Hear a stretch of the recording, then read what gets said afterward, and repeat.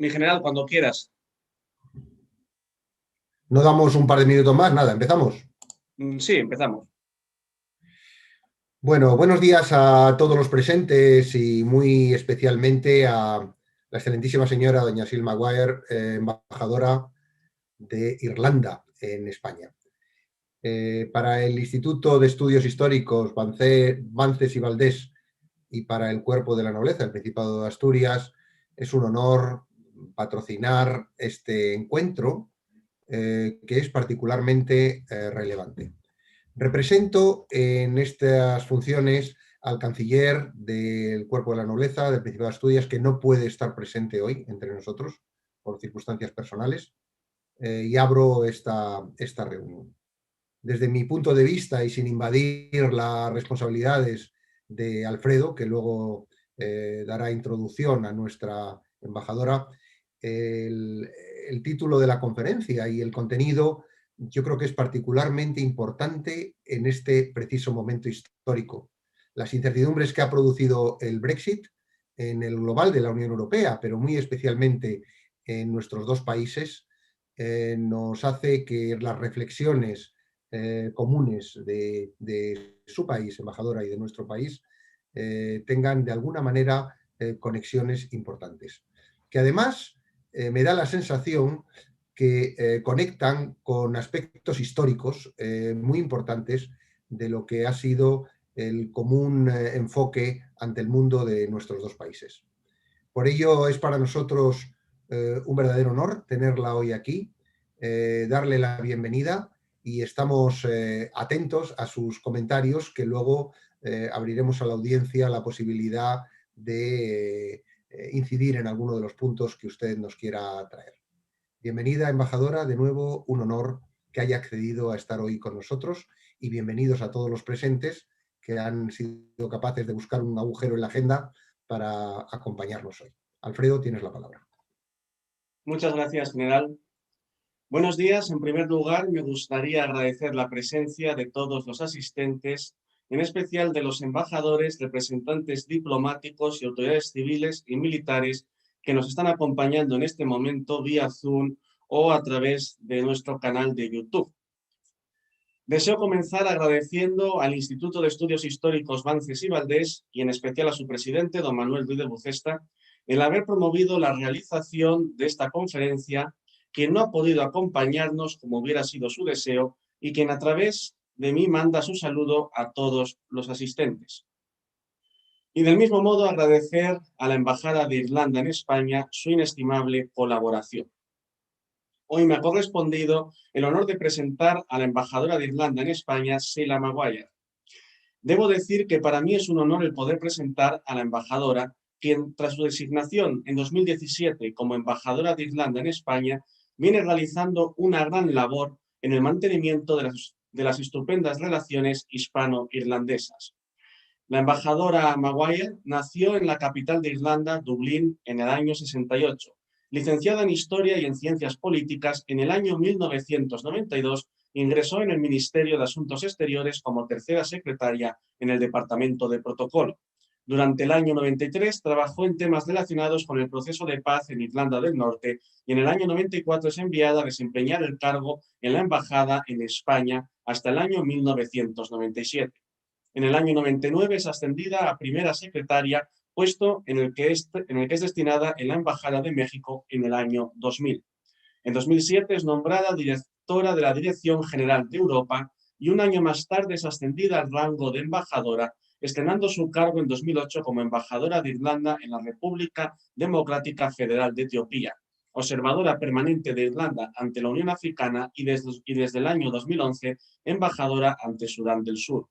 En 2012 es designada como directora para América Latina y el Caribe, y en 2014 es nombrada jefa de protocolo del Ministerio de Asuntos Exteriores. Finalmente, en 2017 es nombrada por el gobierno irlandés, de forma muy acertada, como embajadora ante el Reino de España, el Principado de Andorra y la República de Túnez. Tras hablar del impresionante currículum de la embajadora Maguire, no me queda más remedio que comentar que desde siempre las relaciones entre Irlanda y España han sido constantes y amistosas, llegando a lo largo de la historia en muchos casos a las alianzas. El primer contacto diplomático oficial entre Irlanda y España ocurrió en abril de 1529, cuando el embajador del rey Carlos V, don González Fernández, visitó Irlanda y se reunió con el 10º conde de Desmond. El acuerdo, conocido como el Tratado de Dingle, dio una base formal, legal y constitucional a los derechos de ciudadanía y otros privilegios que los exiliados irlandeses que combatían contra el Reino de Inglaterra y los emigrados disfrutaron en la España de los Austrias y el Sacro Imperio desde el siglo XVI hasta principios del siglo XX. En 1554 a 1558, Felipe de Austria, príncipe de Asturias, se casó con María Tudor, reina de Inglaterra, y fue nombrado rey titular de Irlanda en la bula Julius ad Queen. Como resultado, durante las primeras colonizaciones de Irlanda, lo que ahora es el condado de Offaly, se cambió como condado de Caen, y Phillistown, ahora Daingen, fue nombrado en su honor, el primer lugar irlandés que lleva el nombre de alguien de España. Poco después de la muerte de María, Felipe ascendió al trono de España. En 1601, el Reino de España apoyó a los rebeldes irlandeses que luchaban contra Inglaterra durante la Guerra de los 9 Años y especialmente durante la batalla de Kinsale. En ese momento, los católicos de Irlanda vieron a España como un posible liberador de su país de la Inglaterra protestante. Y en 1595, Hugo O'Neill ofreció la corona de Irlanda a Felipe II de España. En aquel momento, España e Inglaterra se encontraban en una cruenta guerra tras la conocida como el desastre de la Armada Invencible. Felipe rechazó la oferta, ya que había sido rey titular de Irlanda en su momento. Muchos irlandeses en rebelión contra el dominio inglés posteriormente buscaron refugio en España después de la fuga de los condes en 1607, y durante los 2 siglos siguientes los soldados irlandeses contribuyeron al ejército de Flandes y lucharon codo con codo durante las rebeliones holandesas y la Guerra de los 30 Años. Durante la Guerra Anglo-Española de 1625 a 1630 se hicieron propuestas en 1627 para lanzar una invasión a Irlanda bajo Shane O'Neill y Hugh O'Donnell, pero no fueron más allá de la etapa de planificación. Los soldados irlandeses también participaron de forma muy activa en la colonización española de América. Un ejemplo claro de ello es el llamado Regimiento de Ibernia, creado en 1709 y establecido en la isla de Cuba en 1779, y en el que, si me permiten señalarlo, fue mandado por mi antepasado, el coronel don Juan Lleonart y Fontanils. Del mismo modo, altos funcionarios españoles prominentes de origen irlandés gobernaron y administraron colonias españolas como virreyes, poniendo de ejemplo a Ambrosio O'Higgins en Perú o Juan O'Donoghue en México. O se convirtieron en ministros del gobierno español, sobre todo Leopoldo O'Donnell y sus familiares Carlos O'Donnell y Juan O'Donnell, así como los O'Farrill, adquiriendo la mayoría de ellos títulos nobiliarios, bien por matrimonio con la aristocracia española o bien por creación de título por parte del monarca reinante. Así pues, como pueden ver, las relaciones entre nuestras dos naciones son estrechas y amistosas desde hace más de 5 siglos. Buena relación que hoy en día se ha visto aumentada debido a la pertenencia de ambas naciones a la Unión Europea. Y ahora, con el permiso de los presentes, cedo la palabra a la embajadora Maguire para que nos hable de lazos hispano-irlandeses pasados y presentes. Recordar que tras la intervención de la embajadora se le formularán aquellas preguntas que nos vayan mandando los asistentes a este acto a través del chat de Zoom o de la plataforma YouTube. Rogarles, por favor, que tengan los micrófonos silenciados durante la intervención de la señora embajadora. Y ahora, sin más dilación, querida Sila, le cedo la palabra. Muchísimas gracias, Alfredo, y qué gusto ver tantos amigos aquí por la pantalla. También me gustaría empezar en agradecer la presencia de todos los asistentes y también dar las gracias al Instituto de Estudios Históricos Bances y Valdes y su presidente y el general aquí presente. Gracias por sus palabras amables. Y por supuesto, quisiera agradecer al cuerpo de la nobleza del Principado de Asturias por la oportunidad de hablar aquí sobre el tema de los lazos históricos y los lazos hispano-irlandeses pasados y presentes. Y en particular doy las gracias a Alfredo Leonard, consejero de Relaciones Institucionales, por organizar este evento. Y gracias, Alfredo, por tu presentación. Tanto es así que creo que mis palabras van a sobrar, pero voy a intentar decir algunas cosas que tú no has dicho, pero agradezco mucho su interés en el tema tan evidente.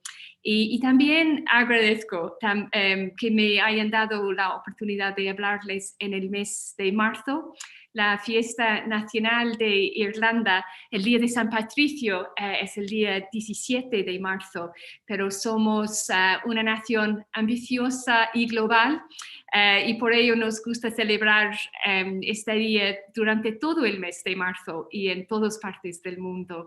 Así que este mes irlandés es un momento perfecto para hablar de las estrechas relaciones que unen Irlanda con España. Y también me parece muy apropiado poder hablar de este tema por invitación de mis hermanos celtas de Asturias. Antes de visitar España por primera vez, conocí la música y el baile asturianos en un festival celta en la Bretaña francesa y cada vez que visito Asturias siento una gran conexión. Entonces, muchísimas gracias. Bueno, queridos amigos, las relaciones hispano-irlandesas se caracterizan por una gran compenetración y cordialidad. Y tanto entre los ministros y los funcionarios de ambos países como entre los propios pueblos existe una estrecha relación marcada por esta larga historia y últimamente por nuestra pertenencia común en la integración europea. Sin duda, la empatía que existe entre los irlandeses y los españoles es destacable y tiene profundas raíces.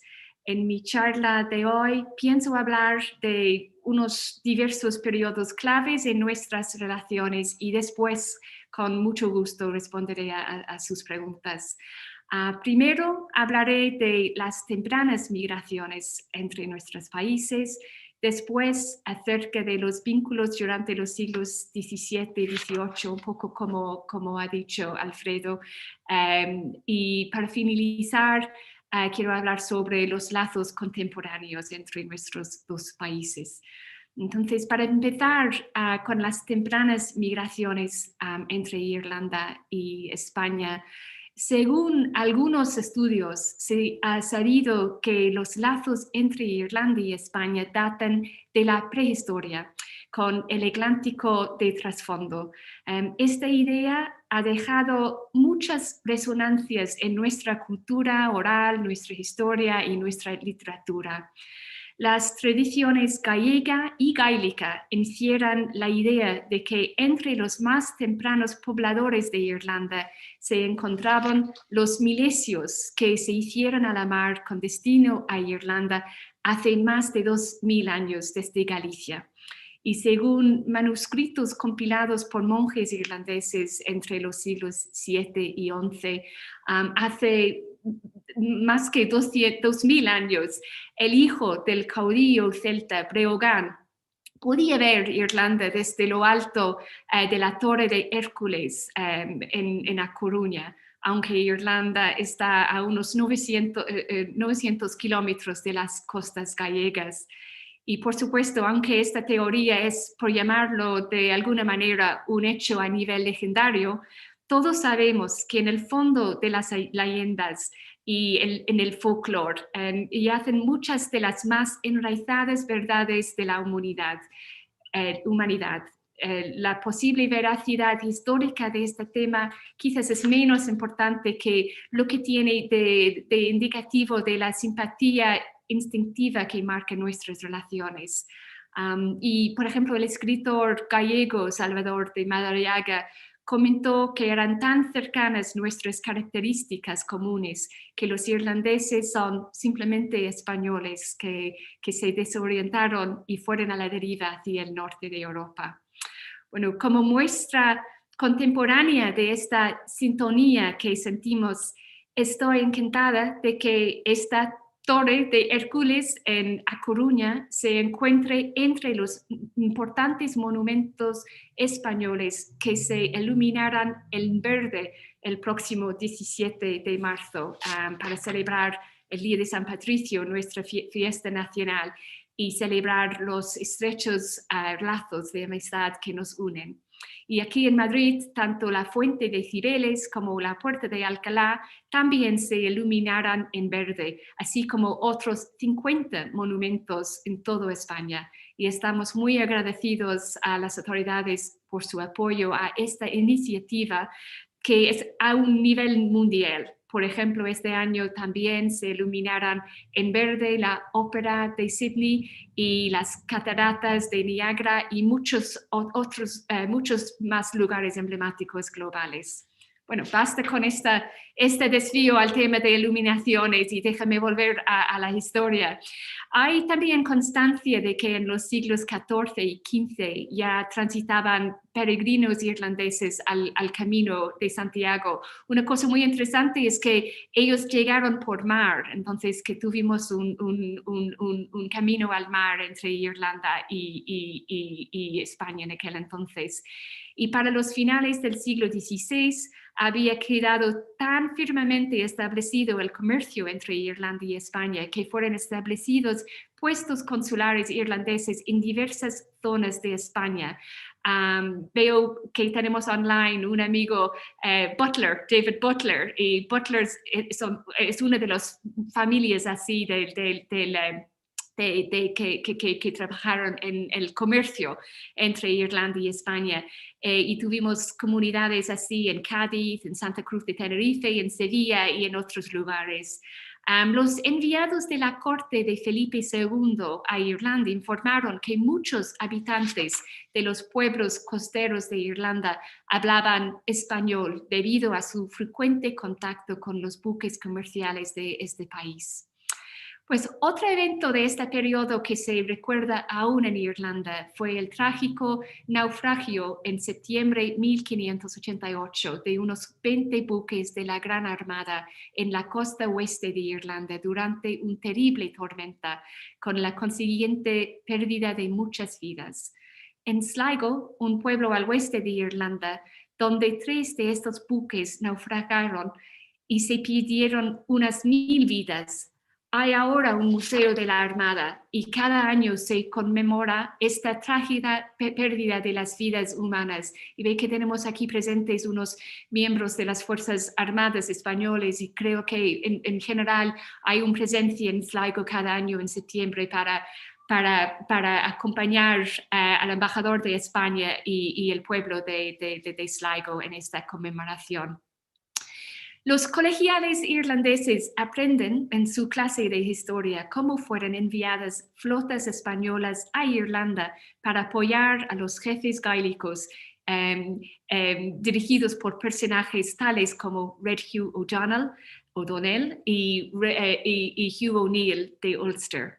Permítanme desviarme un momento para hablar de una de estas figuras, de las figuras más destacadas de las relaciones bilaterales en esa época, de Red Hugh O'Donnell, como decimos nosotros, o como el apellido aquí se dice O'Donnell. El último lugar de descanso de este gran personaje histórico fue en Valladolid. Red Hugh O'Donnell fue un gran héroe irlandés cuyo liderazgo, tanto político como militar, fue una inspiración para los irlandeses. Su magnética personalidad y sus dotes oratorios impresionaron a la corte española, incluyendo al propio rey. En su corta vida, Red Hugh vivió grandes aventuras y grandes sufrimientos, batallas, encarcelamiento, fuga de la prisión y la histórica huida cruzando las montañas de Irlanda en pleno invierno. Vino a España en busca de la ayuda del monarca español para la campaña militar de los jefes gaélicos en contra de Inglaterra. El centro de poder del Reino de España en esos tiempos estaba en Valladolid. Red Hugh murió en Semancas, cerca de la ciudad de Valladolid, a los 30 años, probablemente por causas naturales tras una enfermedad. Para remarcar el respeto que se lo tenía, Red Hugh tuvo un funeral con grandes honores y uno de sus contemporáneos describió el funeral con las siguientes palabras. Sus restos fueron llevados a Valladolid, a la corte del rey, acompañados por gran número de nobles, flanqueado por antorchas flameantes, Red Hugh fue enterrado en el capítulo del monasterio de San Francisco, con gran honor y respeto y de la manera más solemne que cualquier otro irlandés lo hubiera sido. Y en los últimos años, o sea, hace unos meses, las autoridades de Valladolid han llevado a cabo un trabajo de excavación de una sección del monasterio de San Francisco. Y hay gran especulación sobre si encontraron los restos de Red Hugh. El gobierno de Irlanda, tanto si se encuentran o no los restos, se alegran del enfoque sobre nuestra historia compartida que representa este proyecto. Es un proyecto que da a conocer la vida de Red Hugh O'Donnell y su muerte en España, su legado, pero también el legado de otras personas irlandeses de esa época que viajaron a España y recibieron aquí cobijo y tuvieron oportunidades aquí que les fueron negados en Irlanda en aquel entonces. No tuvieron éxito los esfuerzos de los jefes gaélicos para resistir a las fuerzas inglesas. En 1601, como ha dicho Alfredo, la flota de Don Juan de Alquila desembarcó en Kinsale, al sur de Irlanda, y con el ejército gaélico de O'Neill y de O'Donnell fueron vencidos por el ejército isabelino. Esta resultó en el fatal cambio de rumbo de la civilización gaélica. Durante los años que siguieron a esta derrota, la aristocracia y los jefes gaélicos y sus fuerzas partieron de Irlanda hacia España y hacia otros países católicos. De la familia O'Donnell llegó a España a principios del siglo XVIII el antepasado del duque de Tetuán, que da su apellido a la calle O'Donnell de Madrid. Muchos otros irlandeses entraron a formar parte del ejército y la armada y del gobierno y la administración de España, alcanzando altos cargos dentro de ellos. A partir del 1605, muchos regimientos irlandeses fueron establecidos al servicio de España. La influencia irlandesa en España alcanzó su mayor auge hacia mediados del siglo XVIII, cuando el diplomático y militar Ricardo Wall, cuyos padres eran irlandeses, ostentó los cargos de ministro de Asuntos Exteriores. Y en aquel tiempo había generales irlandeses en el ejército español, embajadores y altos cargos. También contamos en mujeres irlandesas en el sector mercantil, en lugares como Cádiz, pero lamentablemente tenemos menos récords históricos de ellas y es un trabajo, la verdad, que tengo mucho interés en ver más enfoque sobre sus historias. Exiliados irlandeses obtuvieron apoyo de la Corte Real de España y sirvieron como militares de alto rango, como he dicho, y fueron los primeros europeos en las colonias de la recién descubierta América que no eran españoles. La lealtad a la corona española permitió a los exiliados evolucionar desde la opresión en Irlanda a convertirse en administradores coloniales. Y la siguiente generación, que es para mí muy interesante, y sé que tenemos aquí presente el embajador de Costa Rica, sé que es un momento muy importante para conmemorar la historia entretejido de los dos continentes, de América Latina y de España. Pero los irlandeses, lo interesante es que aunque una generación de ellos fueron administradores coloniales, la siguiente generación de criollas irlandeses, o sea, ellos nacidos en América, apoyó el fin del virreinato. Y en las guerras de independencia en América Latina, los irlandeses lucharon para ambos bandos con las fuerzas españolas, pero también en cantidades mayores con los ejércitos de Bolívar, por ejemplo.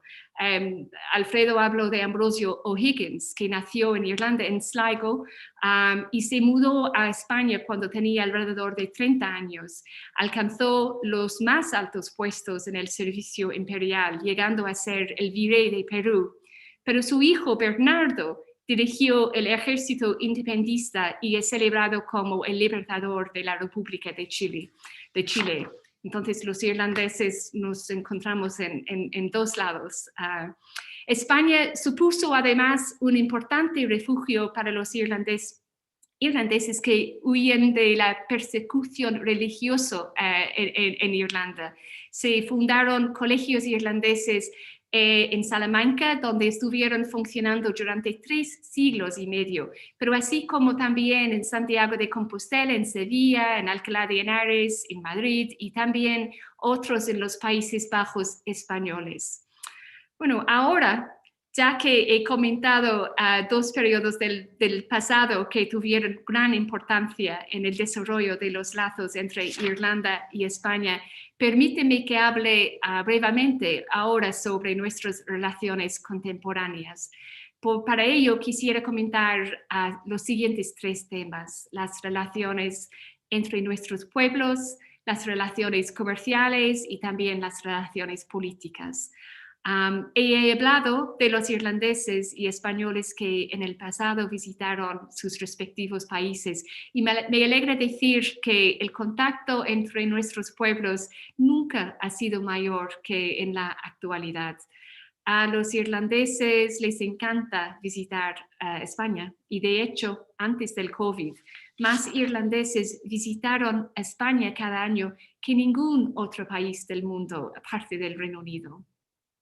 Una parte de esta conexión entre pueblos fluye de los muchos estudiantes españoles que viajan cada año a Irlanda para aprender inglés. Esta relación ha sido constante desde hace décadas. Durante mis conversaciones con españoles, a menudo me dicen que recuerdan el verano que pasaron en Irlanda aprendiendo inglés. Y me alegra que por regla general, los recuerdos de sus experiencias son muy felices. El turismo también es un sector muy importante. Los irlandeses sienten gran afecto por España y estamos deseosos de que cuando lo permitan, las condiciones sanitarias podamos dar de nuevo la bienvenida a Irlanda a nuestros amigos españoles. Aparte de las florecientes relaciones entre individuos, me encanta poder decir que nuestras relaciones comerciales también nunca fueron tan fuertes, pues aún Irlanda es pequeña en términos territoriales, somos grandes exportadores. Por ejemplo, Irlanda es el 5º mayor exportador de productos farmacéuticos a nivel global y el 2º mayor exportador de servicios informáticos en todo el mundo. Las empresas irlandesas en España han tenido éxito en una amplia gama de sectores de tecnología digital, incluyendo tecnología de los sectores financieros, sector turístico, agricultura y en ciberseguridad.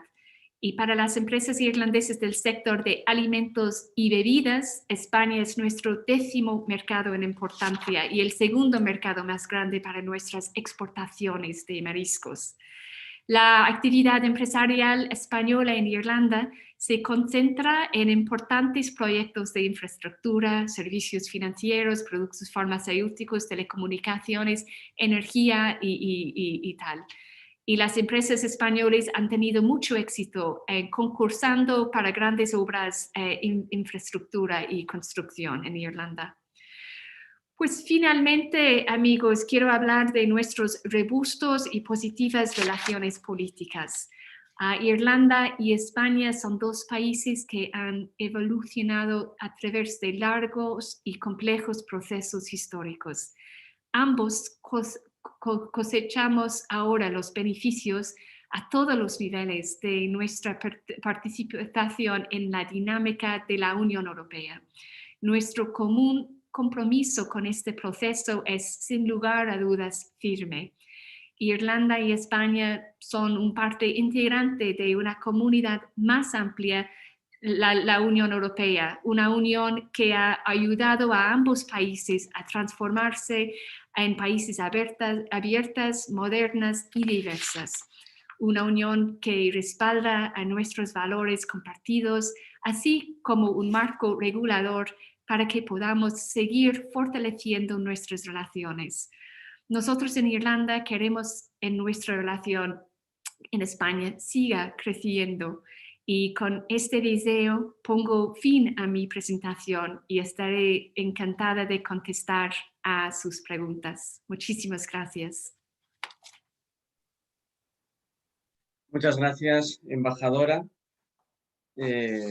Vamos a comenzar con las preguntas. Tenemos de momento bloque COVID, bloque política de fronteras, bloque defensa y también energías. ¿Por dónde quiere que empecemos? Pues me da igual, en tus manos, Alfredo. Pues nada, vamos a empezar, si le parece, por el bloque COVID. Okay. ¿Cuándo se podrá viajar a España y su opinión sobre el pasaporte de la vacuna? Bueno, entonces, ¿cuándo podemos viajar y pasaporte? Sí, en ningún momento hemos cerrado las fronteras de Irlanda entre Irlanda y otros países, que sí hemos tenido, como muchos países, varias medidas. Entonces, la situación en principio es que sí se puede viajar a Irlanda desde España y de Irlanda a España, pero el consejo es evitar cualquier viaje que no es esencial. Y supongo que hasta que la situación en términos del salud sanitario es mejor y que hemos tenido una ampliación, cobertura de la vacuna, que este consejo contra el viaje que no es esencial va a continuar. Pero ojalá que podamos retomar esta posibilidad de viajar con fluidez entre nuestros países. En términos al respecto, el pasaporte, sí, es un tema de mucha discusión, claro, en Europa. Creo que hay algunos países y Irlanda entre estos países que pensamos que tenemos que pensar con mucho cuidado sobre cosas de nuestros datos personales y también de temas un poco de equidad, que si hay ellos que tienen acceso a un pasaporte y pueden viajar y ellos que no tienen el acceso por otras razones y no pueden viajar, puede dar ciertas preocupaciones de tratamiento distinto.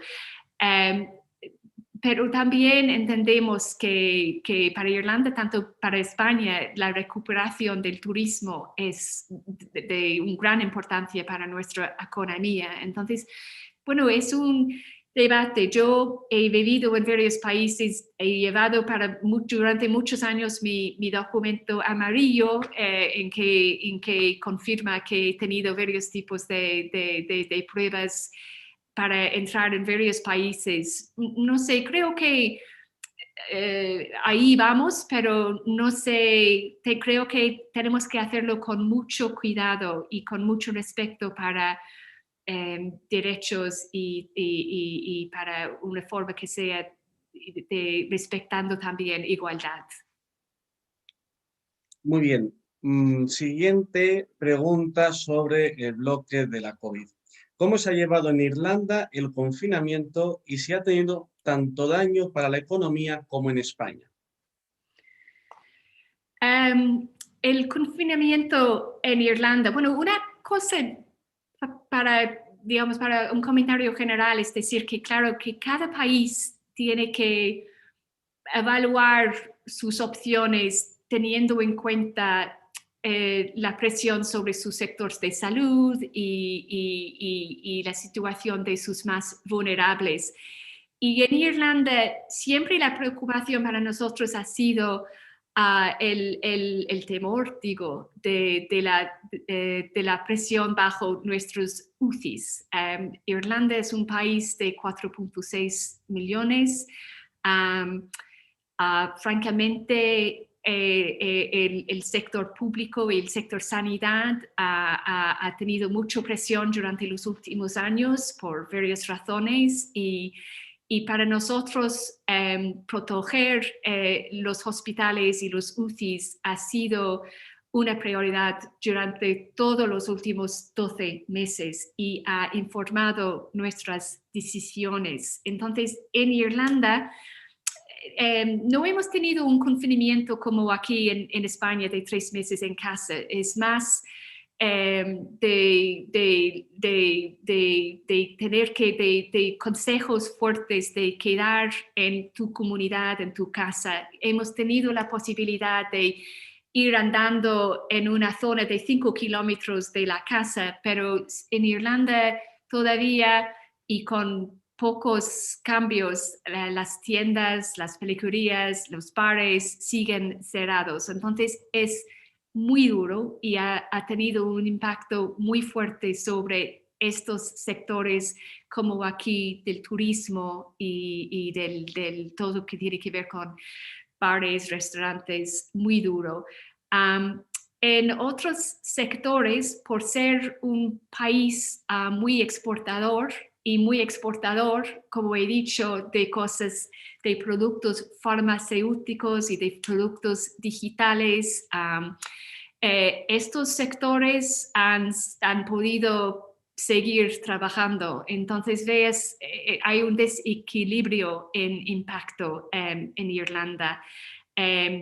Y es grave. No hasta el nivel quizás de España en términos de impacto, pero grave en respecto a cómo es para los individuos irlandeses.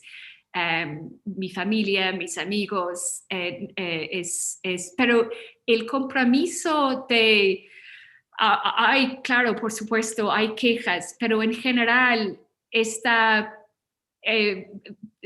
por todos los partidos políticos y en gran parte de la población compartimos este compromiso de proteger nuestro sistema sanitario. Entonces, pues es duro, es muy difícil para los irlandeses como para todo el mundo.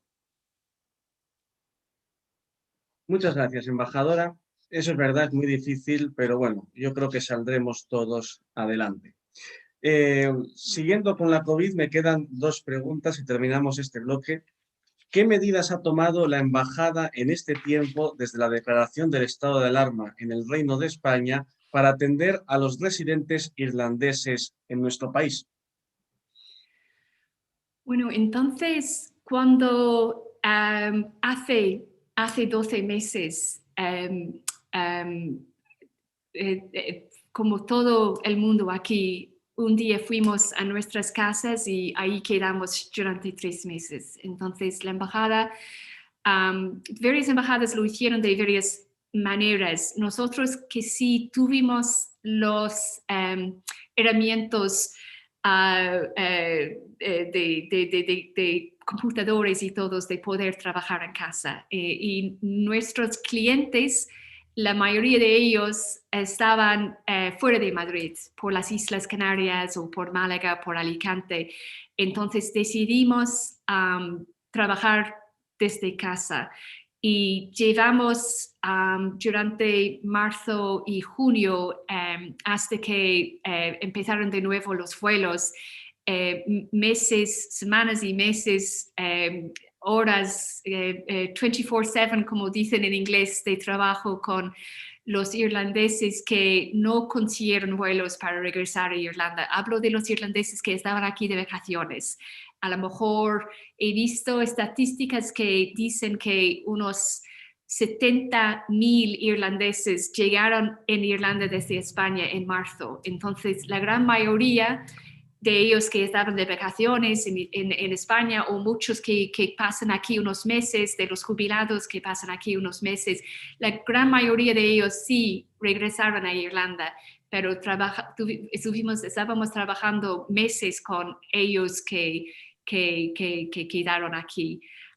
Y algunos de ellos encontraron varios problemas y, bueno, digo en frente de mis amigos españoles que recibieron tratamiento muy profesional y amable de cada aspecto de la vida de los españoles aquí. Hablo de farmacias, de médicos, de varias personas, de caridades. Entonces, mucho trabajo. Y en junio empezamos trabajando en turnos. Entonces, seguimos aquí trabajando. Yo hoy estoy trabajando desde casa y es así. Hemos decidido, aunque hemos tomado varias medidas, tenemos ya las lámparas y todo, pensamos volver todos juntos cuando tengamos la vacuna. Entonces, por el momento seguimos con equipo A, equipo B y no hemos estado todos juntos desde el día 12 de marzo del año pasado, ¿ok? La verdad es triste y es difícil y agradezco tanto el esfuerzo y el compromiso de mis compis en la embajada. No, la verdad que hacen mucha labor y la embajada no se ha parado porque siguen haciendo muchísimas actividades, aunque sea por Zoom. Pero bueno, pasamos a un bloque de economía. ¿Qué opina el gobierno de Irlanda de las medidas fiscales que está tomando la Unión Europea para paliar la crisis de la COVID? ¿Qué medidas económicas está tomando el gobierno irlandés de cara a los pequeños empresarios y autónomos de su país? Ok, entonces, las medidas en general, yo creo que lo que vimos durante abril, mayo, hasta el verano fue un esfuerzo verdaderamente positiva europea para juntarnos, para asegurar que nadie estaba dejado atrás. Claro, es complejo y seguimos trabajando, pero el trabajo y España jugaron un papel muy importante de liderazgo y Irlanda, uno de los países, yo también, mi colega Luxemburgo también igual, unos países que con rapidez vimos la necesidad de juntarnos para salir del crisis. Creo que aprendemos mucho de las dificultades del crisis financiero del 2008, 2012, por ahí, y que vimos la necesidad de acordar un monto importante para poder apoyar en todos nuestros países las pymes y los sectores más afectados por el COVID. Entonces yo lo veo como un éxito, bueno, que seguimos trabajando, pero la rapidez y el espíritu de solidaridad importante y cómo debe ser. En Irlanda, bueno, cada país tiene cosas un poco parecidas, distintos. Tenemos nuestra versión del ERTE en Irlanda también, claro, y tenemos también varios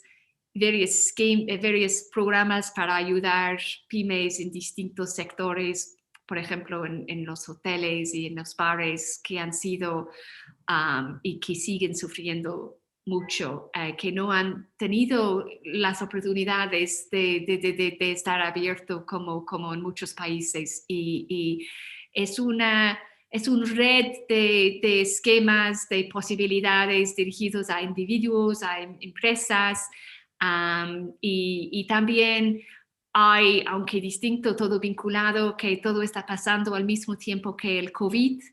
y por ejemplo, perdón, que el Brexit, entonces también estamos gastando mucho dinero no puedo decir tanto preparaciones porque ya vivimos los efectos del Brexit, pero la verdad el hecho de que todo está mezclada lo hace muy difícil para muchos en mi país. No sé si... Yo creo que lo ha he quedado contestado. ha sido bastante amplio, varios puntos han tocado. Otra pregunta sobre economía. Según noticias publicadas, el compromiso de Irlanda, el 70% de la electricidad será renovable en 2030. ¿Qué tipos de energías renovables va a utilizar Irlanda, teniendo en cuenta que el Parlamento irlandés fue el primero en el mundo en aprobar una ley de desinversión que indica que dentro de 5 años el Fondo Soberano detendrá todas las inversiones directas en carbón, petróleo y gas? Es decir, ¿qué tipos de energía va a usar Irlanda en lugar de los combustibles fósiles? Sí, bueno, en términos de lo que podemos generar nosotros, hay mucho trabajo en lo que tiene que ver con el viento. Por ejemplo, sol no tenemos suficiente. Y también trabajando con países socios en el continente para comprar de ellos energía que es renovable y llevarlo a Irlanda por las conexiones. Y que sí, que este compromiso, el gobierno actual es un gobierno de coalición. Digo que nosotros tenemos gobiernos de coalición en general en Irlanda y resulta que en nuestro gobierno de coalición tenemos un ministro del Partido Verde que es encargo de todo, pero aún si fuera de otro partido, estos compromisos son también compromisos europeos del Pacto Verde. Es difícil, tenemos nuestros compromisos políticos, pero también el reto de conseguir, de lograrlos es bien complicado para nosotros. Sé que varios de las grandes empresas españolas de energía ya tienen presencia en Irlanda, entonces, bueno, para cualquier irlandés con casa, con facturas, podemos elegir electricidad verde. Entonces, si es una empresa española o otra empresa, tenemos la elección de ir por opciones verdes, que es mucho más presente en el debate día a día de los irlandeses. Esta responsabilidad de elegir una vía verde, pero también, las posibilidades del sector marítimo también en términos de energía renovable es otro sector. Pero va a ser una combinación de lo que podemos hacer nosotros y también de trabajar con los grandes socios europeos que son proveedores de energía también en Irlanda para asegurar una oferta verde al pueblo. Muy bien, pasamos al siguiente bloque, que es un tema muy de moda, el Brexit, y que nos pilla cerca. ¿Qué papel puede jugar el gobierno de Irlanda como facilitador de las relaciones Unión Europea y Reino Unido? Sí, bueno, antes que nada, para decir que en todo momento, desde el 2016, desde el referéndum, los negociadores representando los intereses de Irlanda fueron los mismos que representaron los intereses de toda la Unión. O sea, hasta poco fue el Michel Barnier y desde, ahora es el vicepresidente de la comisión que es el encargado, Šefčovič. Entonces, nosotros supongo que apoyamos intentamos apoyar en ser abiertos y transparentes y constructivos, y no tener otras líneas en vigor. Por supuesto, hay contactos muy estrechos. Siempre hemos tenido y siempre vamos a tener contactos muy estrechos con nuestros vecinos en el Reino Unido y contactos entre ministros y funcionarios, pero en relación al día a día de las negociaciones o de las crispaciones, de lo que sea, nosotros apoyamos la comisión, y no tenemos otra línea de negociación con ellos. Y la verdad, agradecemos mucho la solidaridad de Europa, de España, que siempre está con nosotros, y con los demás socios de la Unión Europea que han entendido que la situación en Irlanda es una situación muy singular y que necesita una respuesta singular. Sabes que desde el 2016, incluso antes del referéndum en Irlanda, tuvimos la preocupación. Pero fue como nadie lo vi, sino los irlandeses, que había un problema o que podría ser un problema. Entonces, desde el día después, hemos tenido dos prioridades siempre y siguen los mismos: proteger la paz en Irlanda y proteger el mercado único y el lugar de Irlanda dentro del mercado único. Y supongo que así es una manera en que podemos ayudar todo. Somos constantes, tanto en nuestras preocupaciones y nuestras prioridades. Y estamos muy agradecidos que Europa está con nosotros. Uh-huh. Ha mencionado la paz en Irlanda, y tengo una pregunta de un compatriota suyo.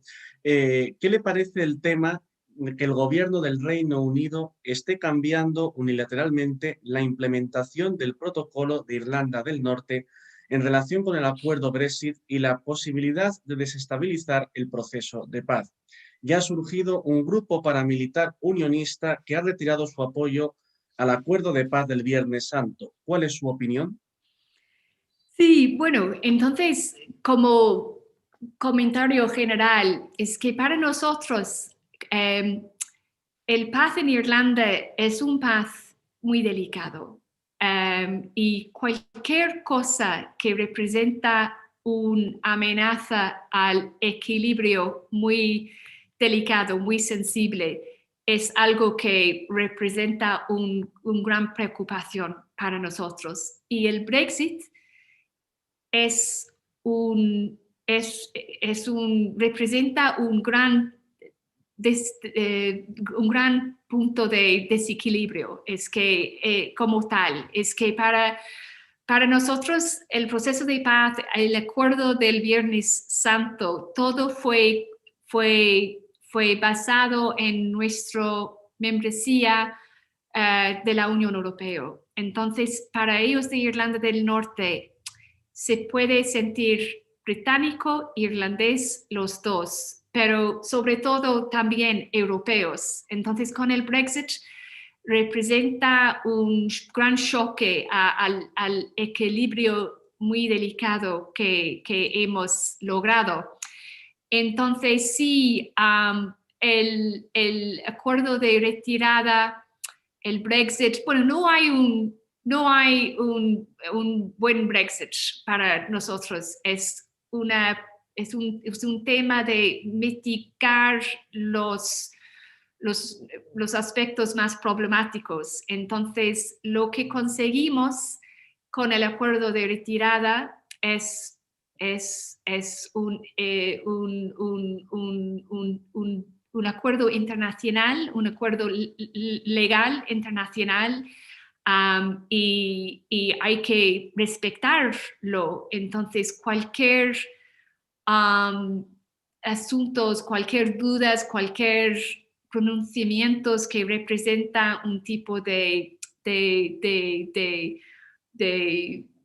problema o falta de respeto para esta ley internacional nos preocupa mucho en Irlanda, y que sí, que efectivamente hay los en Irlanda del Norte que tienen sus dudas al respecto. Yo creo que para nosotros lo que decimos es que el acuerdo retirada tiene espacio, tiene mucho más oportunidades para apoyar intercambios comerciales entre las dos islas. Y es importante para nosotros y para el vicepresidente de la Comisión que está encima de nuestras negociaciones, de asegurarnos que hemos probado y usado cada aspecto de los artículos que hay, y que es importante ser pragmáticos y buscar soluciones y trabajar y aprovechar de las oportunidades que ya existen en este acuerdo legal internacional. Importante trabajarlo ahora, mucho más importante,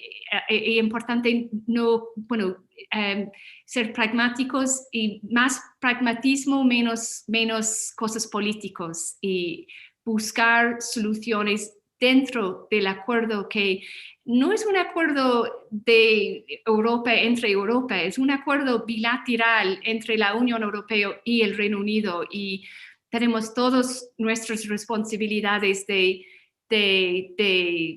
encontrar las medidas que pueden hacer más fácil el comercio entre las dos islas. Es un momento sumamente delicado y necesitamos un compromiso de aprovechar de las herramientas que ya tenemos, que existen en el acuerdo que conseguimos. Una última pregunta sobre el Brexit, que yo creo que ya has respondido bastante, pero me llega, que es tanto el Reino de España como Irlanda tienen fronteras y conflicto con el Reino Unido en lo que respecta a soberanía. ¿Cree que los gobiernos de ambas naciones, el español y el irlandés, han sabido gestionar y ejercer la presión adecuada en el acuerdo del Brexit entre el Reino Unido y Europa? Una pregunta muy complicada. Sí, han sabido cómo negociar. Sí, Sí. sí. Yo creo que ha sido una cosa extraordinaria que durante 4 años que los 27 países sentía representado tan fuertemente por la Comisión Europea en sus negociaciones. Yo creo que ha sido un éxito destacable, porque siempre, empezamos hace 4 o 5 años que hubiera sido muy difícil para Europa mantener solidaridad. ¿Cómo hacerlo?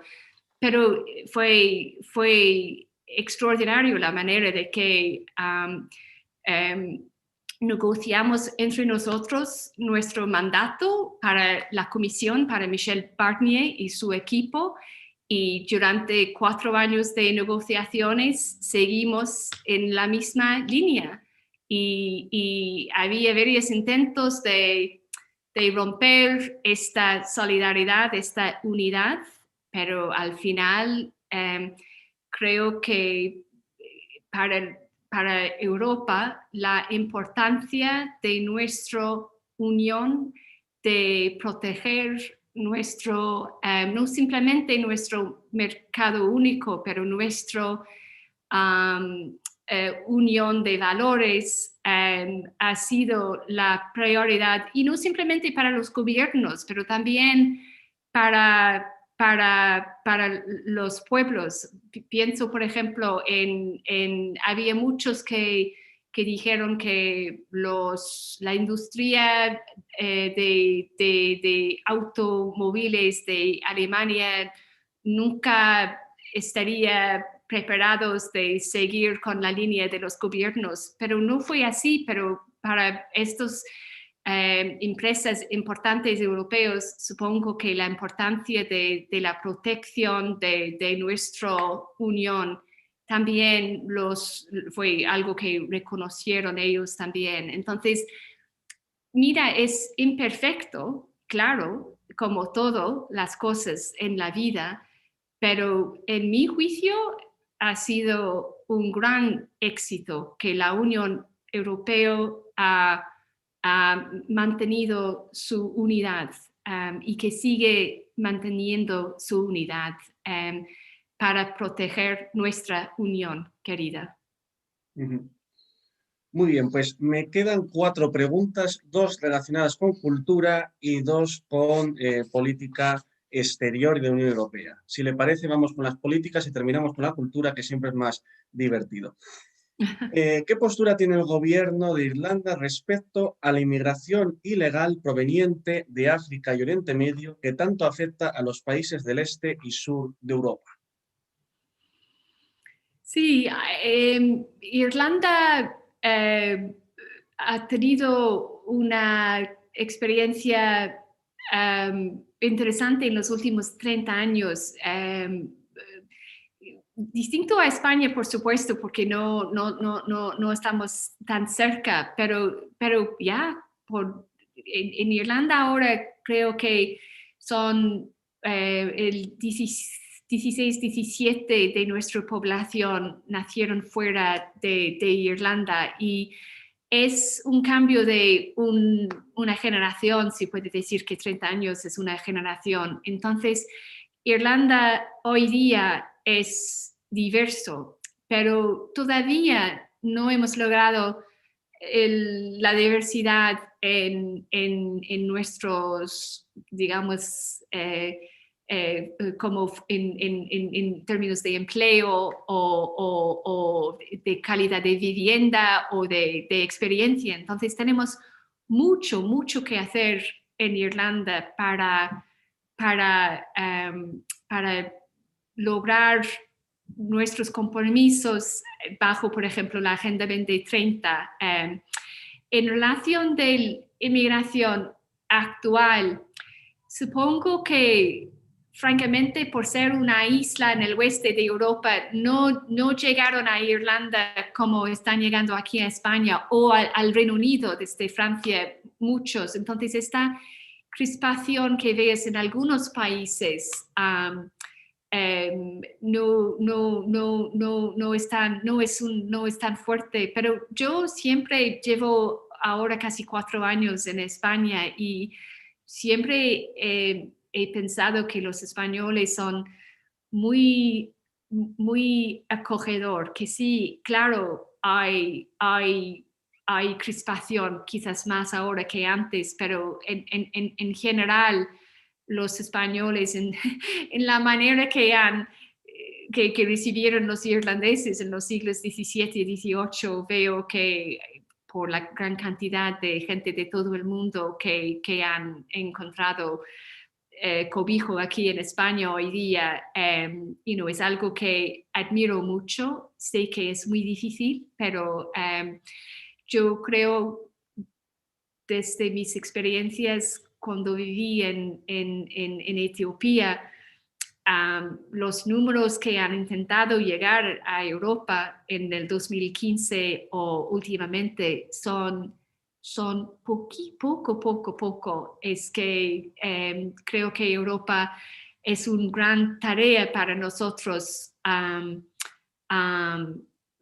ver qué podemos hacer para ayudar mejor los países en nuestra neighborhood, vecindad, que de los grandes problemas del impacto del cambio climático, es que la realidad es que la mayoría de la gente prefieren quedar en casa si pueden. Si hay oportunidades, prefieren quedar en país. Irlanda es un país de migración.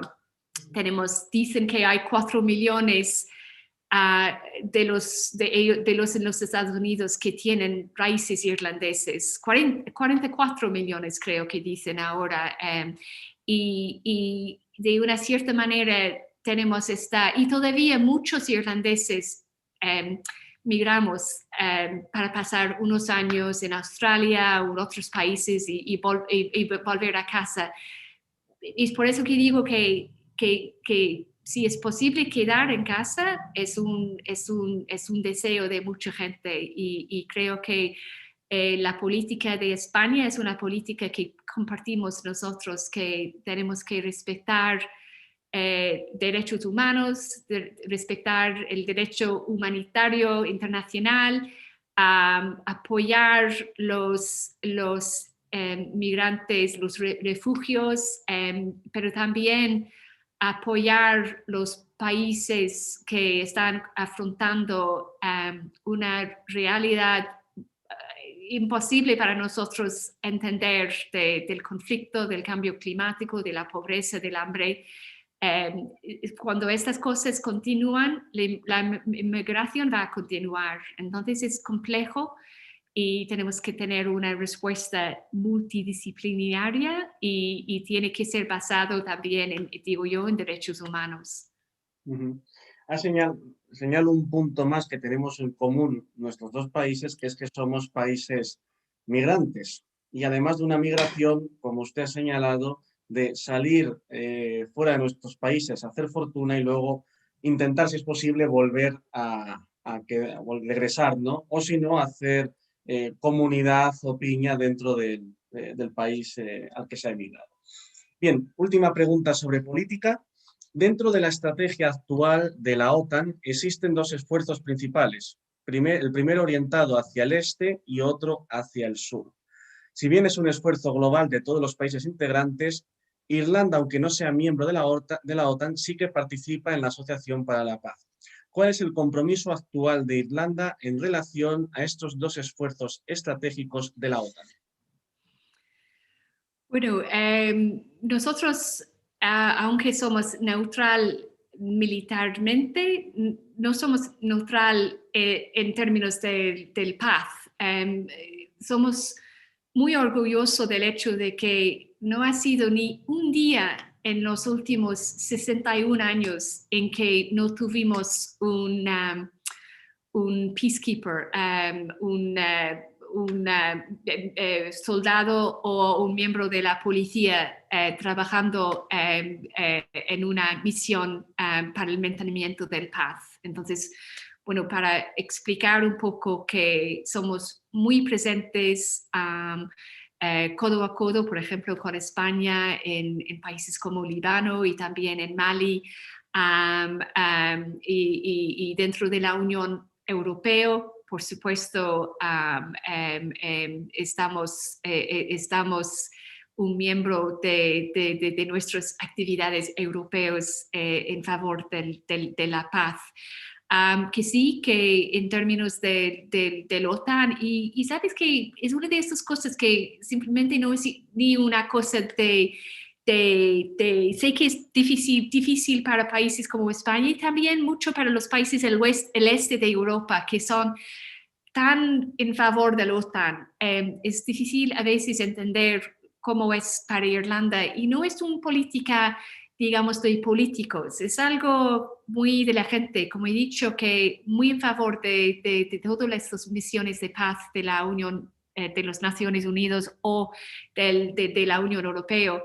Pero para nosotros, y supongo es como todo, es una consecuencia de nuestra historia, es que vamos a celebrar en unos meses el centenario de nuestra independencia, pero para muchos irlandeses aún no es una celebración porque hay también Irlanda del Norte sigue parte de la Unión Europea, pero entonces aún estos últimos 100 años es complicado para nosotros. Y para nosotros como un país joven, una república muy joven, cuando empezó la Segunda Guerra Mundial, era para nosotros una cosa existencial, simplemente cómo podríamos mantener nuestra independencia y estar como un país participante en esta guerra. Entonces, para Irlanda, la búsqueda del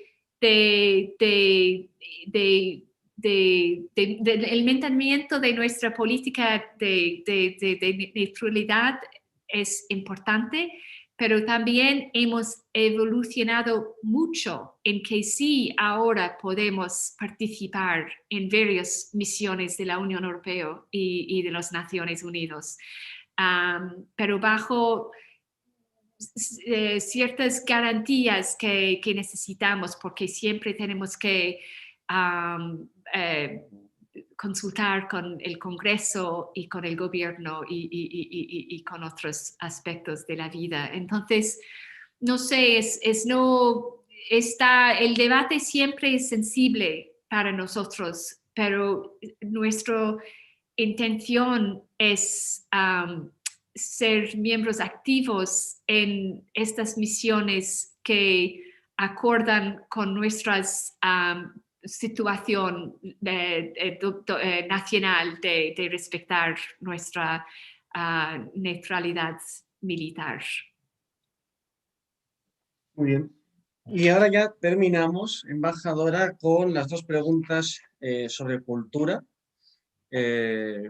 La primera es, ha mencionado la participación de irlandeses o descendientes de irlandeses en el capítulo de la independencia de la América Española. En Estados Unidos, la comunidad descendiente de irlandeses es muy importante.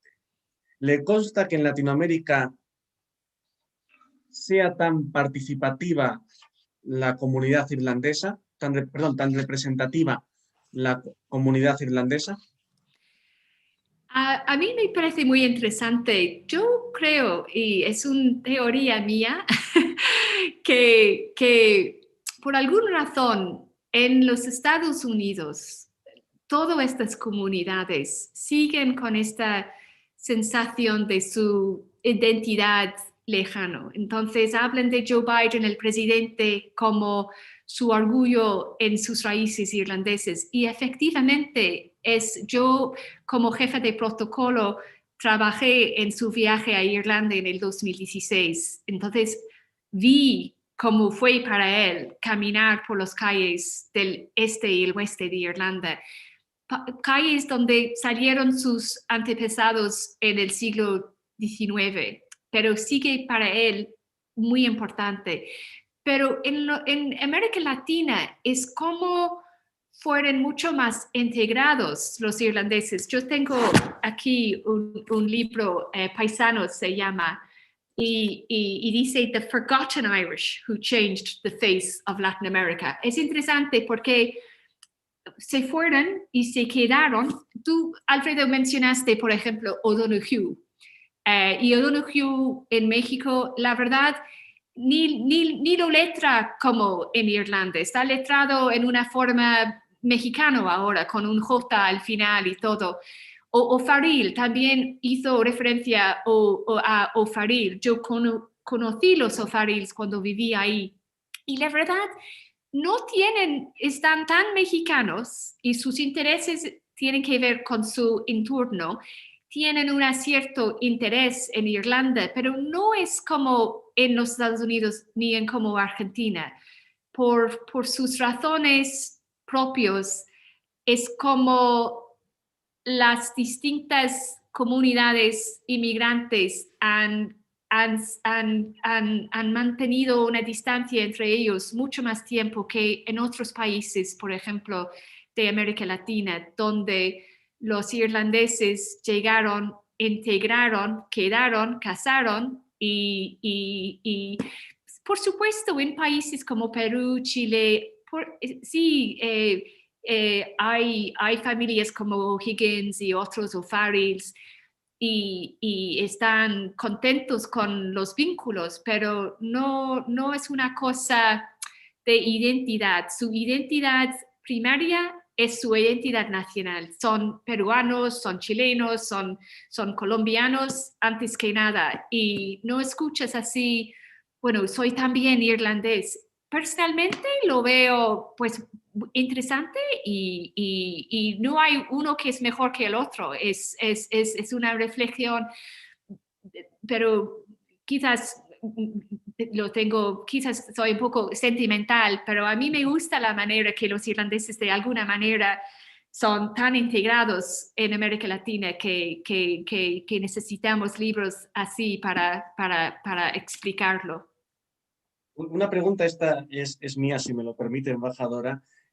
¿No cree que a lo mejor el tema de que haya que recordárselo a la comunidad descendiente de irlandeses en Latinoamérica con respecto a Estados Unidos provenga de que los irlandeses que están en Latinoamérica, la mayor parte vinieron a España en el siglo XVII, en el siglo XVIII, ya estaban asentados en España, fueron con cargos oficiales de la corona española a América, ya como españoles, y luego se quedaron en esos países, incluso participando en la independencia? O sea, me refiero a que sus raíces irlandesas estaban ya muy alejadas en 2 o 3 generaciones de matrimonios en la península o en Latinoamérica, y en cambio la inmigración en Norteamérica fue en el siglo XIX, que no está tan lejana, y que además fue una inmigración no por temas políticos como pudo ser en España o de alianzas militares, sino por un tema de economía pura y dura, de salir a trabajar, y mantenían, digamos, más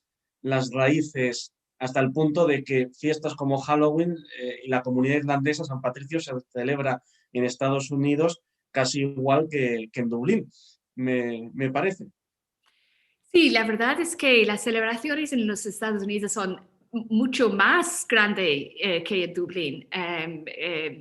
Son, por ejemplo, el hecho de que en Chicago el río, se cambia el río a verde para el día, cosas así que no llegamos a estos niveles en Irlanda.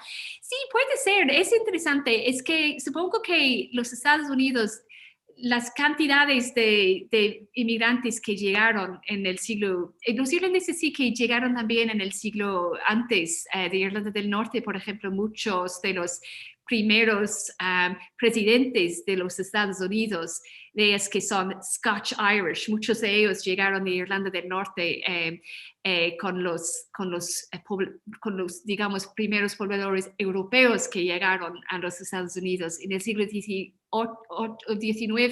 sí llegaron muchos irlandeses pobres, humildes. En Irlanda, la gran bruma del 1845 al 47 es que perdimos casi la mitad de nuestra población, la mitad a migración y la mitad por morir por el hambre. Entonces, que sí, supongo, y también llegaron de otros países del mundo, comunidades, y cuando ves las records de Ellis Island, por ejemplo, ya había llegado la mayoría de los irlandeses antes, y es fascinante ver comunidades de Noruega, muchos del este, muchos judíos buscando cobijo, llegando del este de Europa. Y supongo que es normal que las comunidades se junten entre ellos. Es que, por ejemplo, el nuevo Secretary of Labor de los Estados Unidos, Marty Walsh, viene de un pueblo del oeste de Irlanda, igual que la familia de mi madre. Y ellos fueron no simplemente a los Estados Unidos, de estos pueblos fueron a Boston. Y en Boston fueron al south of Boston. Entonces, Dorchester, lugares así.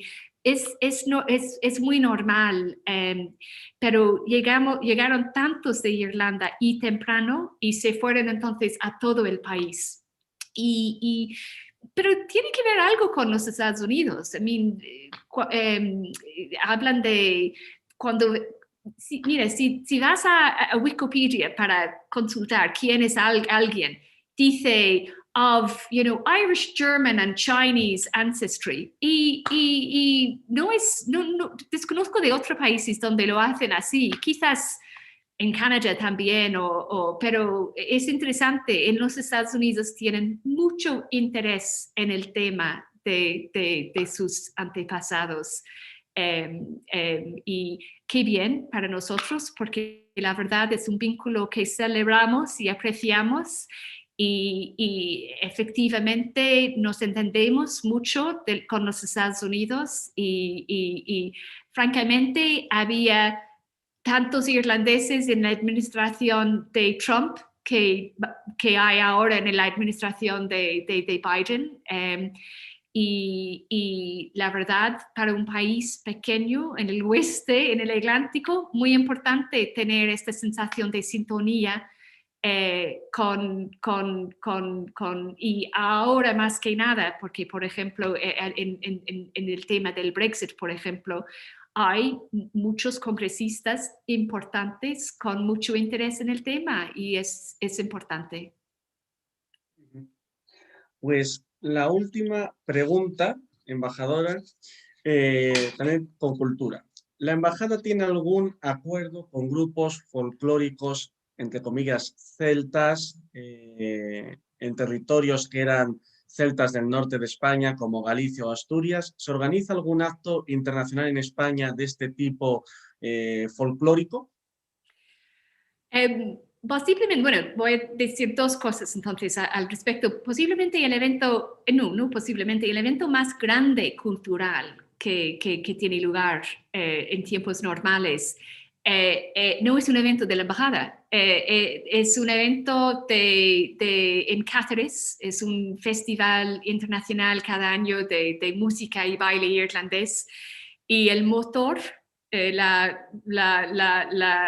persona atrás, el equipo, son cacereñas con pasión para la música irlandés, y entre ellos y sus amigos, y es un festival extraordinario con 10,000 personas en las calles de Cáceres disfrutando de la flor y la nata de la música irlandés cada año en octubre. Entonces es curioso, nosotros sí participamos, ayudamos un poco, pero la verdad es un evento de otros, de socios, amigos, y lo agradecemos mucho. En respecto de los lugares, por ejemplo, en Asturias, en Oviedo, en la universidad, en el departamento de filología, uno de los grandes académicos de literatura irlandesa está ahí, y ella hace eventos de vez en cuando. Es un miembro de nuestra Asociación de Estudios Irlandeses de España, que es una asociación muy vibrante. Y en Galicia, por ejemplo, hay deportes irlandeses, se llama Gaelic Athletics Association, GAA, y uno de los deportes es una forma de fútbol gaélico. Se llama fútbol gaélico, y hay una red de clubes de fútbol gaélico por todo el mundo. Y aquí en España hay como 10 clubes de fútbol gaélico en Galicia. Son pocos irlandeses jugando, la mayoría son gallegos. Es un gran deporte. Hay un club aquí en Madrid también, Madrid Harps, y hay otros por Valencia, Barcelona, Málaga, pero la mayoría de los clubes de fútbol gaélico en España están y cada año tienen torneos y cosas. Sí. Una pregunta para un profano. ¿Qué es el fútbol gaélico? Entonces, el fútbol gaélico, los deportes gaélicos fueron codificados en los finales del siglo XIX, bajo esta paraguas de una asociación que se llama Gaelic Athletic Association. Entonces, son 3 o 4 deportes. Y el fútbol es parecido al Australian football. Es un balón redondo. Se puede usar las manos o los pies, y puedes sacar puntos por goles o como en el rugby, por pasando arriba entre los dos goalposts. Entonces, en Irlanda son los deportes más seguidos, son fin de semana en Irlanda, en cada comunidad de Irlanda, las niñas, los niños están en los clubs de Gaelic GAA jugando el fútbol, el hurling. Es un fenómeno nacional muy fuerte. Todo bajo, ninguno de los son amateur, no es una liga profesional, pero es el deporte más seguido, más importante por mucha distancia que lo demás, incluso por el rugby o el fútbol normal. Interesante, no lo conocía. Bueno, pues, embajadora, muchas gracias por su paciencia al contestar todas las preguntas, por su intervención. Yo creo que ha servido para acercarnos a todos a ese país que es Irlanda, con el que tenemos tantos lazos en común, históricos y culturales. Agradecer a todos los participantes que nos han acompañado en esta jornada, agradecer muy especialmente la colaboración del Instituto de Estudios Históricos Vances y Valdés y de la Embajada de Irlanda, y me despido de ustedes con la esperanza de encontrarnos en breve. Aprovecho para invitarles a todos a la conferencia que impartirá la embajadora de Costa Rica el próximo 25 de este mes. Y de nuevo, muchas gracias por su asistencia y que tengan un buen día y feliz San Patricio, St. Patrick's Day, que aunque este año no lo podamos celebrar con una Guinness en la embajada, pues nos la tomaremos en la casa de cada uno y brindaremos por San Patricio y usaremos algo verde ese. Muchas gracias, Alfredo. Gracias por haberme invitado. Ahí estaré, Ana Elena, para tu presentación. Un placer. Muchísimas gracias a todos por haber aguantado con mi presentación. Muy bien. Otra, veo embajadora Tenji también. Hasta luego. Muchísimas gracias. Bye.